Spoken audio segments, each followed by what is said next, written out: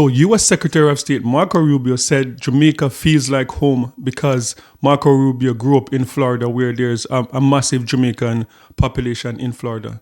So, hey guys, welcome back to another video. And it's been a pleasure being in Jamaica this week, bringing you lots of videos from Jamaica.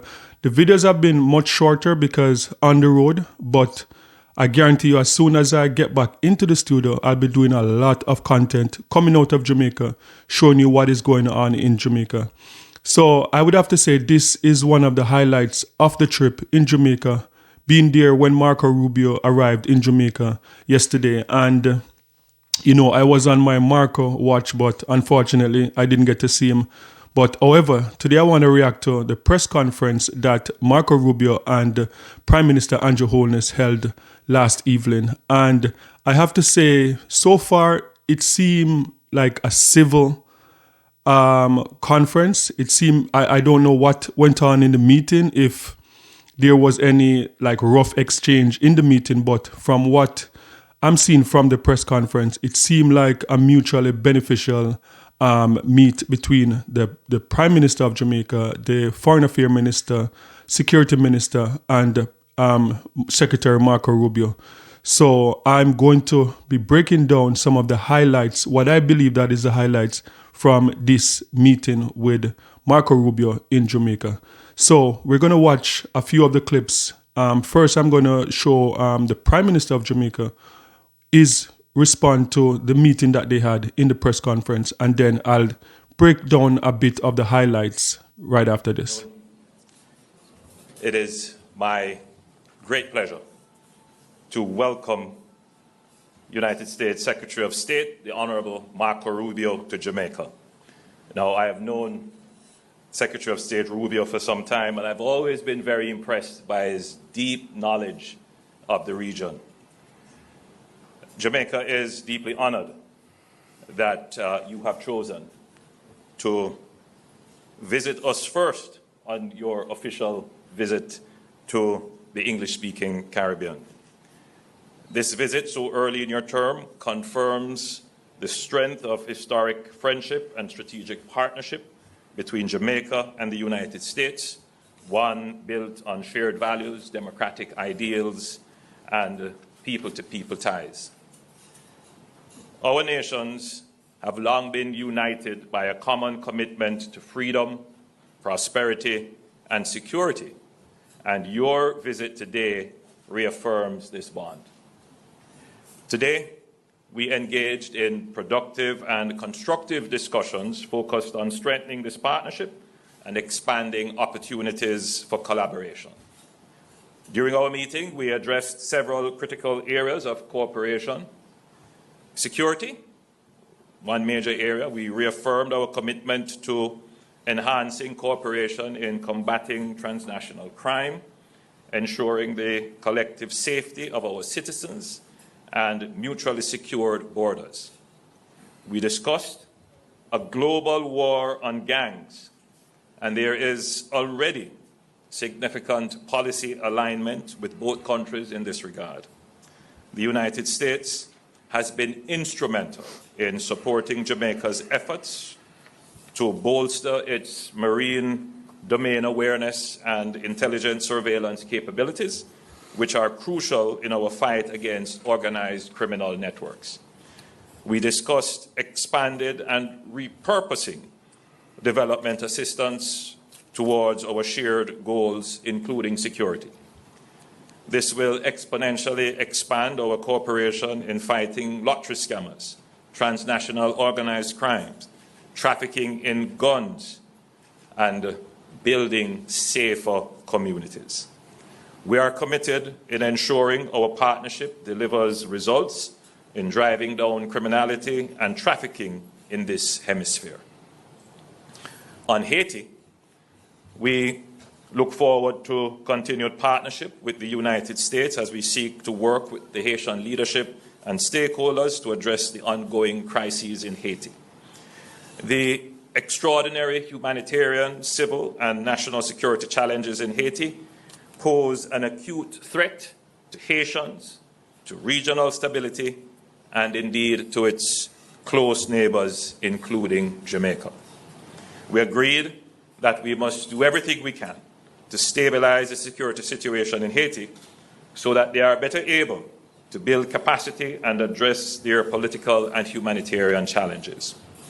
On trade, recognizing the United States as Jamaica's largest trading partner, with bilateral trade surpassing $3 billion in 2023, we explored avenues to further expand trade relations between our two countries.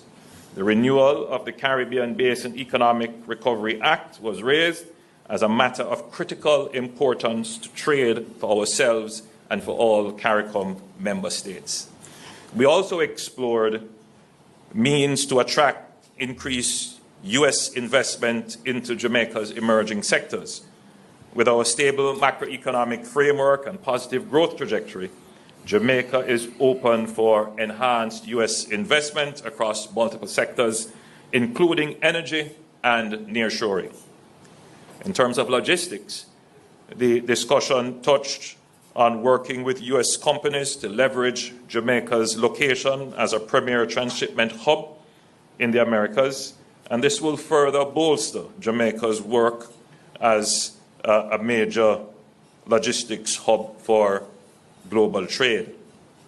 On labor issues, the United States and Jamaica have enjoyed an 80-year-old history relationship in terms of bilateral labor agreements, where we provide short-term skilled and semi-skilled labor in sectors such as agriculture and hospitality.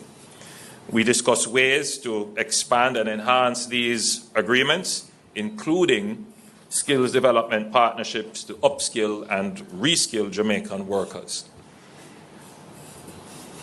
On our travel advisory, we discussed significant progress that we are making in bringing down all major crimes, and that Jamaica today is safer than at any time in the last 2 decades. In fact, crimes against visitors represent less than 0.01% of the more than 3 million visitors to Jamaica annually. We are committed to working collaboratively to ensure that travel advisories reflect the current realities and promote travel to Jamaica. I'm confident that the dialogue initiated today will lead to tangible outcomes, benefiting both our peoples and contributing to mutual stability and prosperity. Indeed, our concern for enhanced regional and hemispheric security and prosperity was recognized as a shared one. I wish my CARICOM colleagues who are now in Kingston productive meetings as well with the Secretary this afternoon. Jamaica remains committed to fostering a partnership with the United States, one grounded in mutual respect, shared values, and a collective ambition for stronger and a more resilient future. I extend my sincere gratitude to Secretary Rubio and his delegation for their visit and for the productive and forward-looking discussions we have had. Okay, so that was the Prime Minister of Jamaica, the Most Honorable Dr. Andrew Holness. And so I wanted to break down a few of the highlights that I think is from this press conference. And some of them are obvious, but I wanted to start with the one that is not so obvious. And this is one that I was very concerned about. So I was happy that it was addressed in this press conference. And I look forward to see next month because, the Donald Trump administration, they have an habit of flip-flopping, of saying one thing today and doing the next thing tomorrow. So what I'm talking about is the CBI, the Caribbean Basin Initiative, and that is a very important thing that I was looking out for. I know many people are not looking for that. They're looking about guns in the Caribbean. They're looking about different type of security. They're thinking about tourism. But to me, this one is very important because the CBI was signed back in the 80s. I think Ronald Reagan was the president that signed this. And Jamaica, of all the Caribbean islands, have benefited from the CBI, I think, more than probably any other Caribbean island, maybe with the exception of Dominican Republic. But the CBI is an initiative that was signed that would see Jamaican produce, Jamaican goods going into America duty free.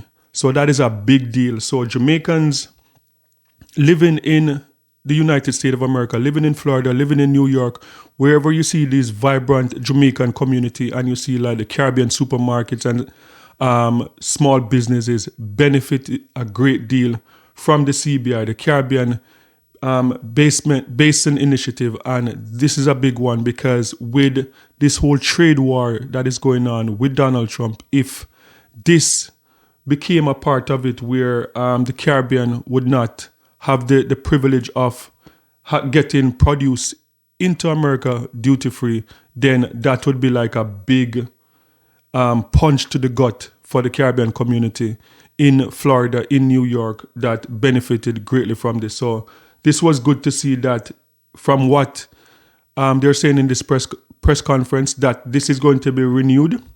And because I think it's up next year. The CBI, I think it's up next year. So it is good to see that the Prime Minister put that on the table to make sure that that is safe.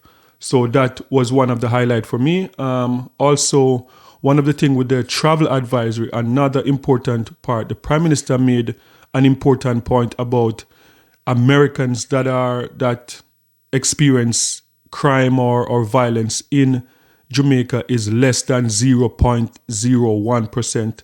So for the travel advisory for Jamaica to be at like a level 2 or even get to like a level 3 travel advisory, it just doesn't make sense because American tourists coming to Jamaica does not face the same like crime or so like what Jamaicans would face in Jamaica. So it's very rare you would see an American tourist in Jamaica that experience anything with like gun violence or anything like that. It's mostly like petty crime. So I think that was very important also.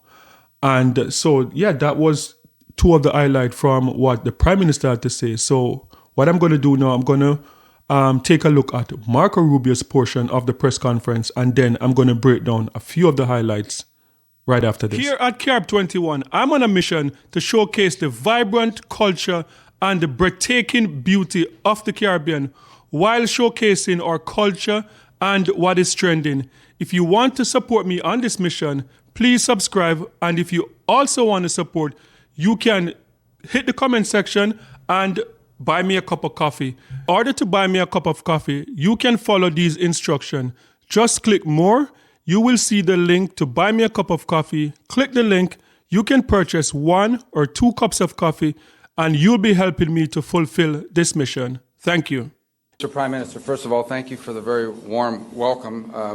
On Tuesday I completed my 9th week on the job, so I told you I'd be here early. I think that's pretty early, and I'm glad to be here so soon.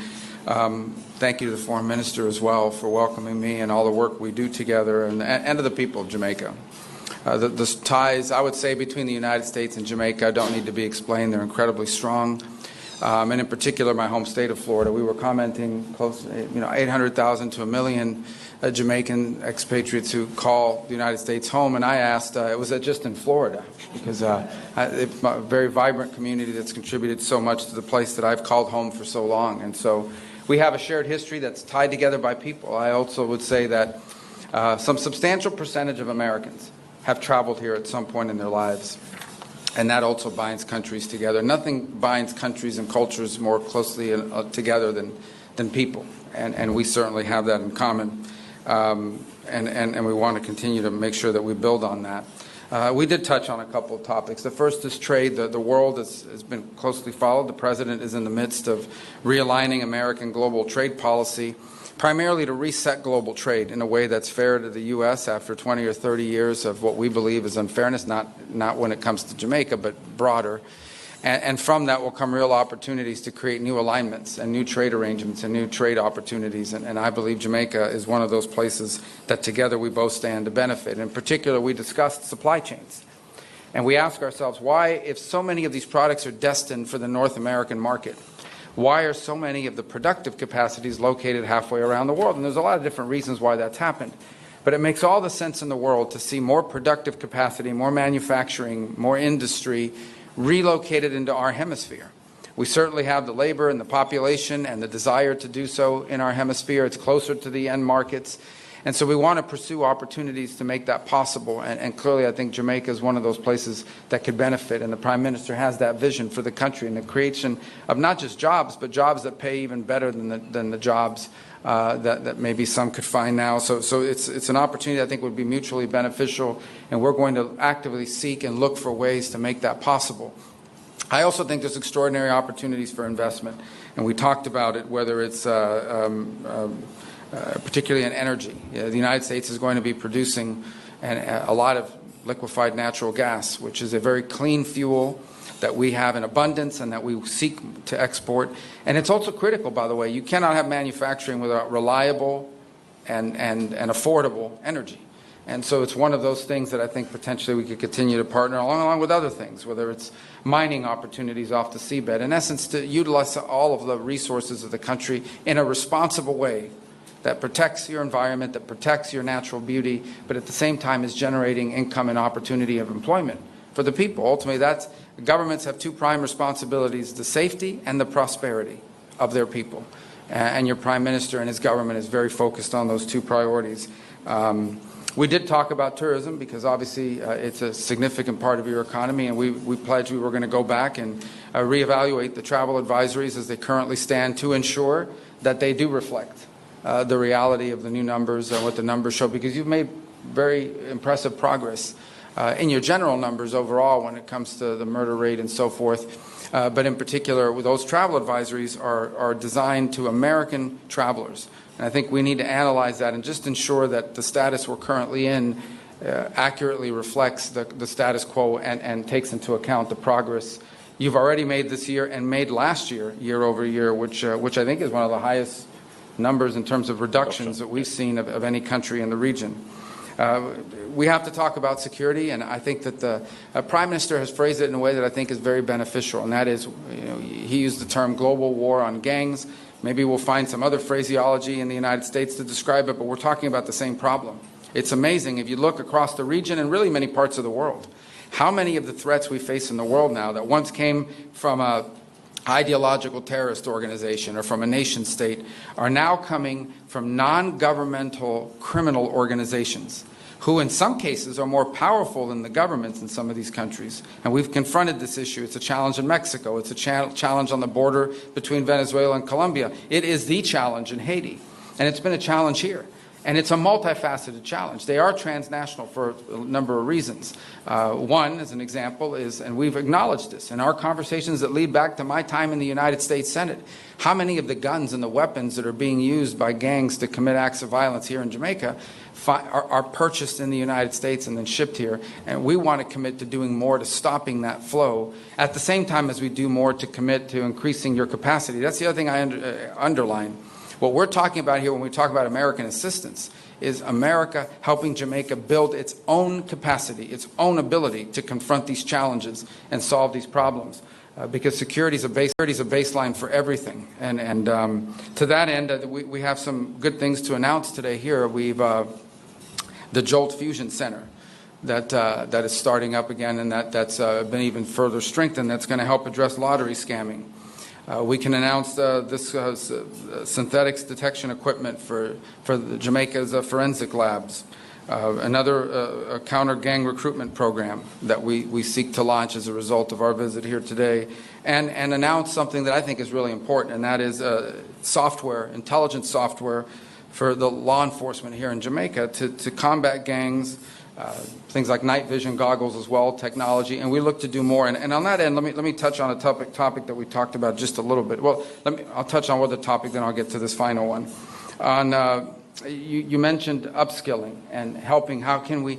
It's a topic we hadn't touched on directly, extensively before. We talked about it today. We seek to go back and find ways that we can partner to create opportunities for skills training, so that if those companies, and we can attract those companies, if we can attract, whether it's a logistics center or manufacturing, to come to Jamaica, there's a workforce that's been equipped with the skills needed. Now, we face this challenge domestically as well. We need to do that ourselves. But there may be things that we can do in collaboration with one another. And this touches on the issue of aid, very controversial in the United States, but it's one of the reasons why I wanted to come here today, because it in many ways highlights exactly what our vision for aid moving forward is. The United States is not getting out of the aid business. We are going to be providing foreign aid. The difference is, we want to provide foreign aid in a way that is strategically aligned with our foreign policy priorities and the priorities of our host countries and our nation states that we're partners with. In essence, how that would work, how it has worked in the past, is USAID or some other entity would come into a country and say, this is what we think you need. And then they go out and hire an NGO that maybe are the ones that convinced them that that's what you need, and they give them a bunch of money and they come into the country and they do things. Some of these programs are fine. They're nice things. Other times, not so much. Nonetheless, that's how it used to be. How we want it to be in the future is that our embassies are involved with the host government, our hosts, our partners, and we ask them, what are your needs? And we provide assistance geared towards the needs of the nation states that are hosting us and that we're partnering with. At the end, our partner in Jamaica, our partner all over the world, is the government. It's the host governments who have a clear vision for the future. And to the extent that our foreign aid can be helpful, it is in furtherance of what the people of your country have elected you to carry out. Here, there are a lot of things. We've just described some of them. What should our foreign aid be geared towards? It should be geared towards looking for opportunities to increase skills training, looking for opportunities to attract investment and business and trade, and looking obviously for opportunities to expand on your own domestic intelligence capabilities. We are going to have foreign aid that is aligned to our foreign policy, and our foreign policy is going to be aligned to our mutual shared interests with the partners that we have all over the world. And I can tell you, Jamaica is an incredible partner to the United States. It's very cooperative on a number of fronts, and we will continue to work together, and we're going to work closer than we've ever worked before, because we are now going to have U.S. programs for foreign aid that are going to be aligned with the vision that you've elected your leaders to carry out for your country, and that benefits us both. And so I thank you for the opportunity to visit with you here today and talk about these things. I'm excited that we're going to be able to follow up on a lot of them and show real progress. The message that I've wanted to send in my travels, I've had to travel a couple of other places, but I've been to the hemisphere now twice, is very simple, and that is that the United States wants to ensure that when countries are cooperative and work with us and partner with us and constantly seek ways to engage us, that leads to positive results and outcomes. It's not, you can call it rewarding, but what it really means is it has to be a mutually beneficial relationship.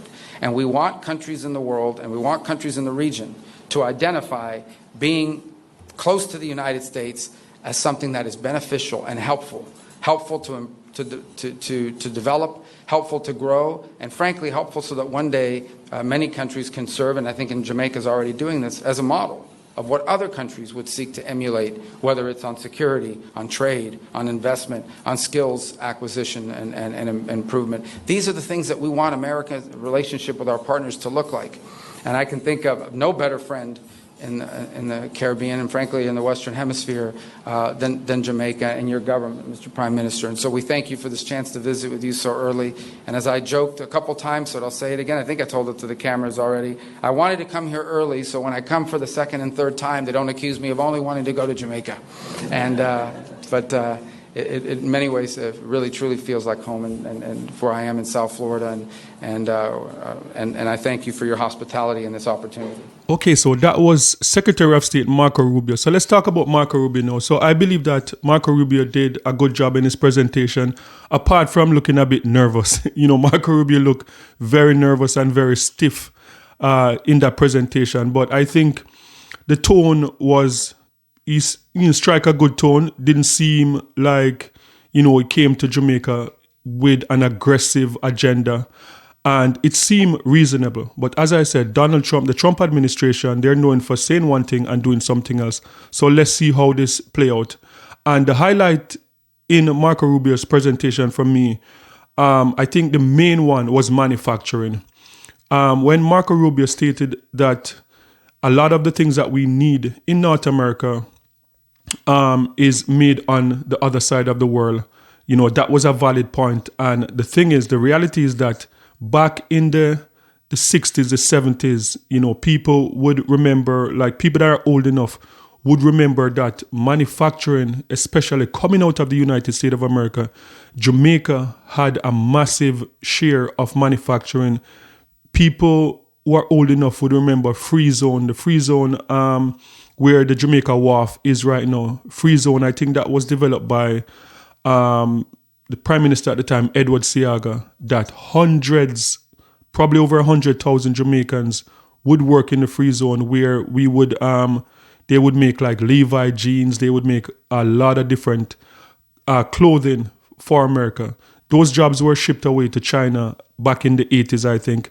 So that point was a very, very valid point that, look, a lot of the stuff that we use in this side of the world, in North America, it's manufactured on the other side of the world. And Marco Rubio point that, look, Jamaica would be one of the biggest beneficiary of bringing back those jobs to North America, to the Caribbean. And that is something that I've always advocated for. Like I've always said that, how is it that China is America's biggest threat, but everything is made in China?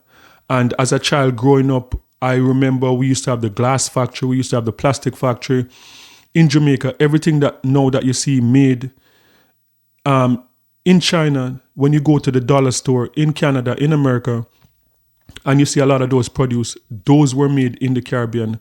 So that is one of the highlights that I took away from what Marco Rubio had to say. Also, energy. Energy was a part where he spoke about clean energy and affordable energy, because that is one of the things that Jamaica in particular struggle with, high energy costs. So a lot of manufacturing businesses are moving out of the Caribbean because of energy. And Jamaica and Trinidad used to be pretty much the manufacturing hub of the Caribbean, but because of high energy costs, we see a lot of those jobs going elsewhere. So those were two of the things that Marco Rubio highlighted that I thought was very important. Another thing was the U.S. aid. That is another big thing. So Marco Rubio, in that press conference, assured Jamaicans that, look, we're not coming out of the aid business, but what we have seen with aid going to other countries is that there is a kind of hustling mentality behind the aid. And I know a lot of Jamaicans would agree with that. Like, you hear that $60 million US is sent to Jamaica to do certain things. And when you're looking around, you're like, where is this $60 million? And from what we have seen in recent time is that a lot of that money did not make it to Jamaica. It make it to the pockets of some politicians on both sides. So that was, good to hear that the aid with USAID, like, they're not coming out of the aid business, but they're restructuring it so that people are not hustling the system. So that was another good one. And Marco Rubio also spoke about the travel advisory to Jamaica, and that he's impressed with the numbers in terms of the murder rate, the crime rate going down in Jamaica.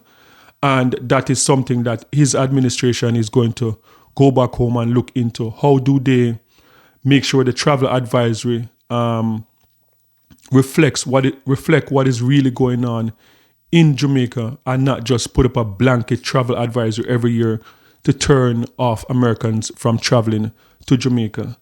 And in terms of like just security overall, as I said, like, I believe that this meeting was a very productive meeting. I didn't get an aggressive tone.